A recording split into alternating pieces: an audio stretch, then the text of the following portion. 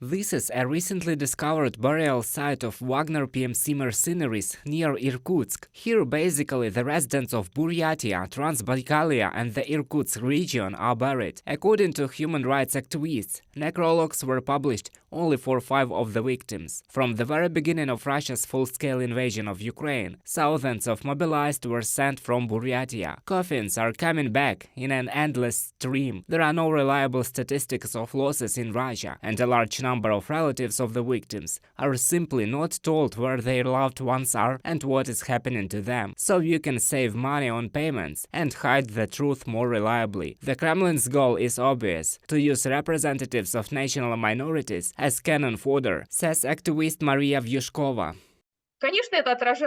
Of course, this is reflected both in the economic situation of the regions and in everyday life, but I would say that, first of all, this is a moral catastrophe which will then come around for a very long time. When all these people who participated in this war will return and turn out to be that this is an unjust criminal war and they were accomplices in this crime.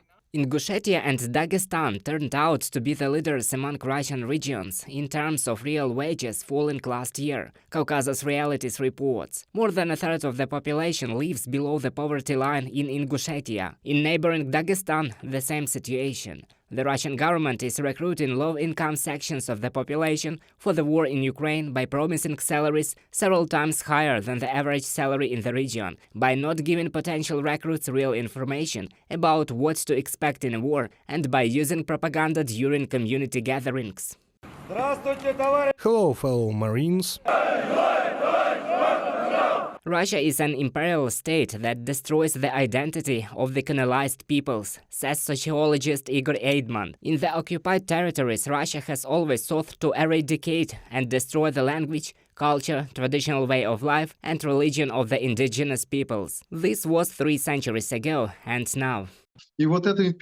And this imperial tradition the Russian authorities are also using in this war. Moreover, they have small peoples, they have democratic activists, they ring what is called all the bells. Because they are already small, these peoples, the same Tuvans, for example, and so there is a small number of men, but they are taken away and, in fact, the gene pool of the nation mow down. Ingushetia, Adygea, Bashkortostan, Yakutia. The standard of living in this region is much lower than in Russian cities. For more than a year, able-bodied men have been sent to the war unleashed by the Kremlin against Ukraine.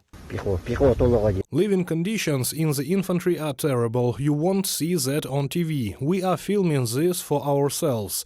They only show beautiful things on TV. I don't believe in parades anymore.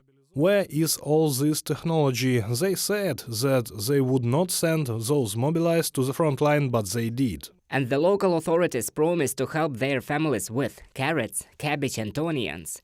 In the most mineral-rich regions of Russia, the lawless and the poor, deprived of the right to national self-identification. In this region, it is easier to control the population and suppress protests, sociologists say. This happens in depressed regions far from the center. He is not afraid of any uprisings and protests, unlike in Moscow and St. Petersburg. The very depopulation of these peoples, it gives more advantages to the main Russian people and gives more centralization of the empire. It is easier to dominate the actual colonies that exist in Russia under the guise of national republics. So all this colonial policy, it suits him perfectly. And the burning military enlistment offices in different cities of the Federation are a kind of people's response to the Kremlin's policy. Reported by Roman Smoler, Natalia Belokudria, UATV News.